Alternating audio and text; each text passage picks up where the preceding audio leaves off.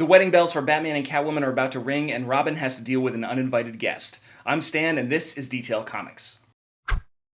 What's up, everybody? This is an irate review, a show where I go over a comic book, its story, its art, give you my impressions, and let you know whether it's something you should go back to the comic book shop for or not.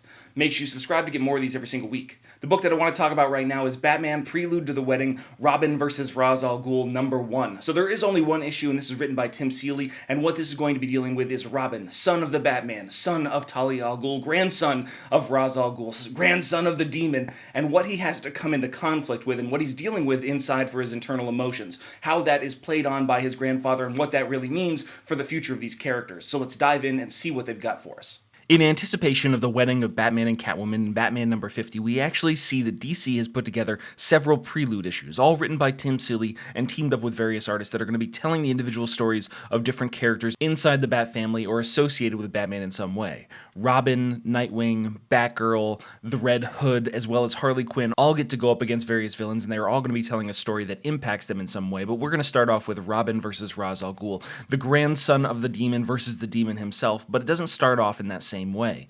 We find ourselves in a trailer where Damian Wayne and Selina Kyle are getting prepped for the nuptials. Damian's being a bit of a brat, kind of like himself. He always has this kind of air about him that makes him feel superior to others, or at least he thinks that he's superior to others. While Selina does think that he looks great in his thob, of course Damian thinks that he looks pretty damn swell as well. But the real key is that he understands his position. He understands his place, especially in his relationship with Catwoman. They've really met as adversaries pretty much every single time, and he understands exactly what's going on. He was originally bred in a lab to be a replacement body for his grandfather, Ra's al Ghul, leader of the League of Assassins. His mother, Talia al Ghul, was once the beloved of Bruce Wayne. He was meant to be the deadliest assassin, the deadliest combatant by the age of 10, so there's a lot of different things that he has to live up to. And the one thing that's most off-putting about this entire conversation is that he mentions to Selina, it's just like, well, you're probably going to want to have me call you mother, and it's just, she is so surprised about that entire comment that is probably one of my favorite panels. It's just like,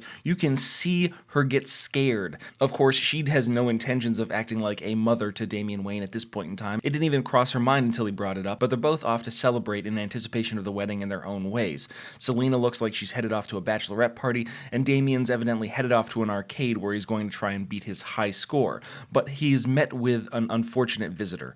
A person that's clad in a black, almost leather-like suit that happens to be carrying a bullwhip with the arm of a lion coming across his chest and a winged kind of cape behind it. And it looks to be oddly Catwoman-esque with a bit of mix of Batman in it. So it feels really obvious from the get-go exactly what this is doing, but let's just dive in and see exactly what they're thinking. Robin and this new character, Aeon, go toe-to-toe. He uses the bullwhip really effectively, grabs a skee ball and smashes Damian across the face, but that's not before Damian grabs his whip and then throws him into a nearby arcade cabinet. It just unfortunately happens to be the cabinet that he wanted to get the high score on, man. He's not going to be beating Cheese Viking anytime soon. He broke it to pieces. But that leaves these two characters matched in hand-to-hand combat, and they seem to be equals, or at least mostly equals in this stage. But the real surprise comes when Aeon pulls back his mask, revealing these piercing green eyes that are unique to Selina Kyle in the comic books. They are not really seen on any other characters. You immediately know the lineage, and it's verified. The action that his mom and dad, the Bat and Cat, took in the dark, resulting in this brother, and that throws everything into whack. I mean, how can they have a child? There's alternate timelines that come into play. No, is he in the future? We see a flash forward where Damian has taken up the mantle of the Bat. The world is burning around him. He's fighting Aeon, who appears to be much younger than himself, and Aeon grabs the actual mask of the Bat off of the top of Damian's head, puts it on himself before Damian starts to beat him senseless. However, the senses do return to him. This is not right. This doesn't seem to be the actual thing. This is a play. This is a falsehood. This is not something that is happening in reality. The Nightwing on his shoulder is a dead giveaway. There seems to be some sort of psychoreactive substance that has been dealing with him, various neurotoxins, mimicked imagery. He has a visitor. He's entertaining a guest, and it happens to be his grandfather. And that's when we see Ra's al Ghul make his appearance, and the battle really ensues, taking out his sword and starting to strike down on his grandson. But Damian's ready for this. Over the course of the conflict, we see Tim Seeley in this conversation between Ra's al Ghul and Damian Wayne talk about the exact thing that we would be concerned and that a lot of children are concerned when a dad or a mom gets a new family member, when they get a new partner, when they marry again. They're talking about replacement. They're talking about new children. Will they still be loved the same? Will they still be cared for the same? So this is Robin's insecurities bubbling up to the top level and creating these hallucinations that seem so real and are so concerning.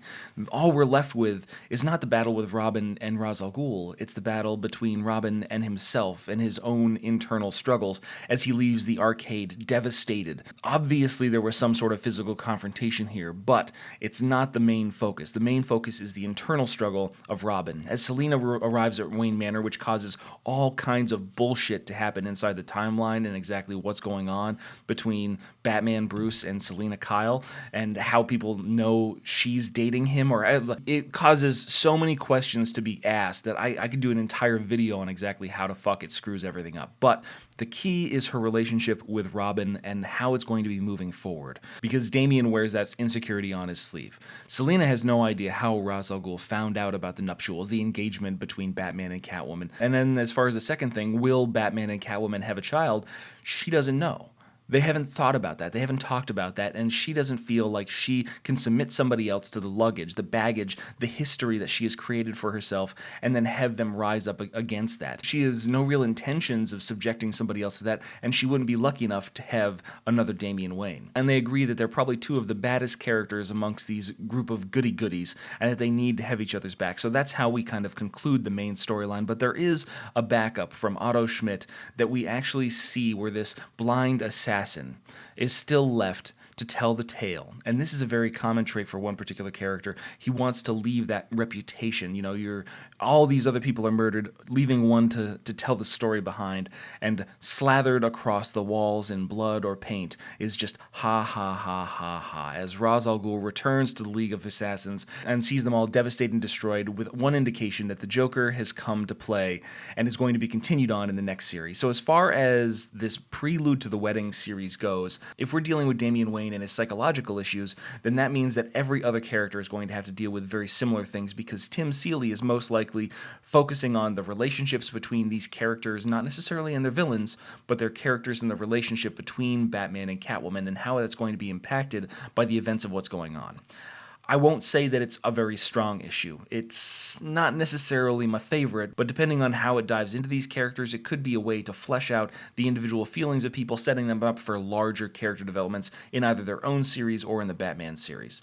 As far as the art from Brad Walker, I found that it was passable. Sometimes it felt like it was just a touch off, and the coloring seemed a little bit muddy comparatively, but it served the purpose very well. Otto Schmidt's art, as far as League of Assassins towards the end, felt a little bit more fun and a little bit more engaging, so I'd be interested to see if those roles were reversed, with Schmidt doing the main book and Brad Walker doing the backup story.